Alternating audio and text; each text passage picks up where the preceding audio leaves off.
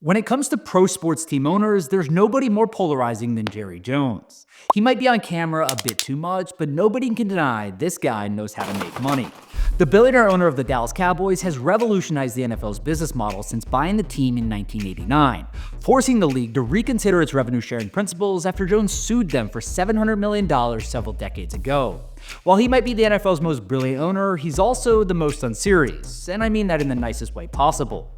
Back in 1989, Jones purchased the Cowboys for $150 million. That might seem cheap by today's standards, but back then, the team was losing $1 million a month. Flash forward to today, and America's team is worth $10 billion. Yes, $10 billion, making them the world's most valuable sports team, regardless of sport, league, or even country. The Cowboys now generate $800 million a year in local revenue, while no other NFL team has even crossed the $400 million mark. Dallas brings in hundreds of millions more in operating income than the next closest team, and we're also the first team in sports history to exceed $1 billion in annual revenue, something they've now done for 3 consecutive years. Put it this way, Jerry Jones is in the Pro Football Hall of Fame for a reason, and it's not because of winning. Otherwise, Patriots owner Robert Kraft wouldn't have to put together a marketing campaign to parlay his 6 Super Bowl rings into a fitted gold jacket and bronze bust. Despite not winning a Super Bowl since Clinton was in office, the Cowboys are known as America's team. Jerry Jones has been the team's owner, president, and general manager since the beginning, and his 3 kids run the team's most critical departments. Stephen Jones is the Cowboys' chief operating officer. Charlotte Jones is the chief brand officer, and good old Triple J, Jerry Jones Jr., runs the sales and marketing department. It's not uncommon for owners' family members to be involved in the front office, but having his children in some of the most important roles makes Dallas the most unique ownership structure in sports. Cowboys fans didn't care when the team won 3 Super Bowls in Jones' first 7 seasons as an owner. But with the Cowboys failing to reach the NFC Championship, let alone a Super Bowl in 30 straight years, it's clear that the current system isn't working. While the Cowboys still play football games every week of the season and have players under contract for more than $250 million annually, these aren't your typical NFL franchises. Jerry Jones has turned the Cowboys into a business first, team second, soap opera every day of the week organization. Before we look at the current issues in Dallas, we have to go back to appreciate the brilliance of Jerry Jones as a businessman. Before Jones came on board, the Cowboys were hardly a thriving franchise. Donald Trump, then just a happy-go-lucky real estate developer, turned down the opportunity to buy the Cowboys for $50 million in 1984, saying he felt sorry for the poor guy who would end up purchasing the team because it was a no-win situation. Jones clearly didn't get the memo, and just 5 years later bought an asset that was losing $1 million a month. As part of the deal, Jones paid $65 million for 100% control of the stadium. He also assumed $15 million of debt on the Cowboys Valley Ranch headquarters and purchased a 63% stake in the team at a valuation of $60 million. Most people don't know this, but the Cowboys were in such financial trouble at the time, the government had actually foreclosed on 13% of the team and had plans to foreclose on another 40% of the team. They say 50% of success is being on time, but Jones doesn't subscribe to the conventional wisdom.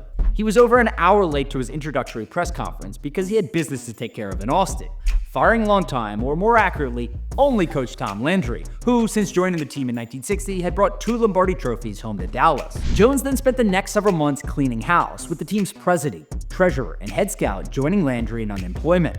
Jones wasn't just focused on the team's C-suite roles, he also got rid of many of the team's lower-level employees. As Jones told fans, the team had 130 employees doing the job of 30, adding the organization was bloated and he could do their jobs more efficiently. Thanks to Jones's mass firings, the team was able to reduce expenses and make debt payments more manageable, but it also laid the foundation for a business model that still exists in the NFL today.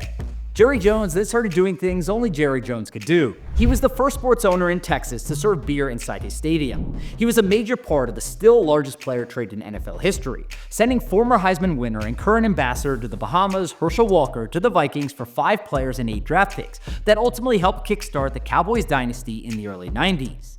Then, in 1995, the Jerry Jones we know and love to hate today made a big move. The Cowboys owner bypassed the NFL's revenue-sharing agreement to sign sponsorship deals with Pepsi Cola and Nike, worth $6.5 million a year for for the Cowboys stadium.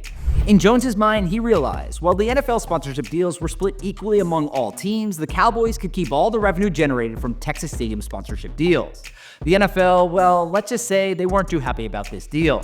Nike wasn't an NFL sponsor at the time, but Pepsi's biggest competitor, a little company called Coca-Cola, did have a deal with the NFL, paying the league millions of dollars every single year to serve its product in 28 of 30 NFL stadiums. So what did the lawsuit-loving league do? Well, they filed a $300 million lawsuit against Jerry Jones, claiming he breached the league's revenue-sharing agreement. Jones didn't deny breaching the agreements, he simply didn't think they were fair. So, never one to back down from a fight, he filed a $700 million countersuit against the NFL, with the two parties eventually settling out of court. It might not seem like it right now, but this was a monumental moment in the history of sports business. This settlement gave the green light to all teams to seek their own business deals and gain more power over their own marketing rights, a practice that's still very much in place today. The Cowboys have since used that blueprint to build a $10 billion business disguised as a pro sports franchise. In 1996, the Cowboys launched their own merchandise business, cutting out the middleman by designing, manufacturing, and distributing Cowboys merchandise directly to retailers. In 2008, Jones teamed up with the most valuable franchise in baseball, the New York Yankees, to launch Legends Hospitality, a stadium operations company that handles concessions and merchandising sales at dozens of sports venues nationwide. Remember when Jones paid $65 million for 100% control of the stadium? Well, let's just say he's earned that money back, and then some. For starters, the Cowboys have a 10-year, $200 million deal with Molson Coors to sell beer at AT&T Stadium. And speaking of stadiums, no one in the NFL has a better setup than Dallas when it comes to where they play, as the Cowboys only pay $2.5 million a year to the city of Arlington. Add in the $20 million a year they get from the naming rights deal with AT&T, plus all the revenue from non-football events like the Cotton Bowl, upcoming FIFA World Cup matches, and the Jake Paul-Mike Tyson fight, one could argue that the original $65 million investment from Jones has seen quite the return. Ultimately, this is how the Cowboys became so valuable. While other teams count on the NFL's national distribution checks for revenue from media rights and league sponsorships, the Cowboys have become a national brand in their own right, earning $800 million a year in what the NFL categorizes as local revenue. This level of profit has created a new economic blueprint for NFL teams. In fact, you could argue that Jerry Jones is more responsible than anyone else for the NFL's financial growth and success.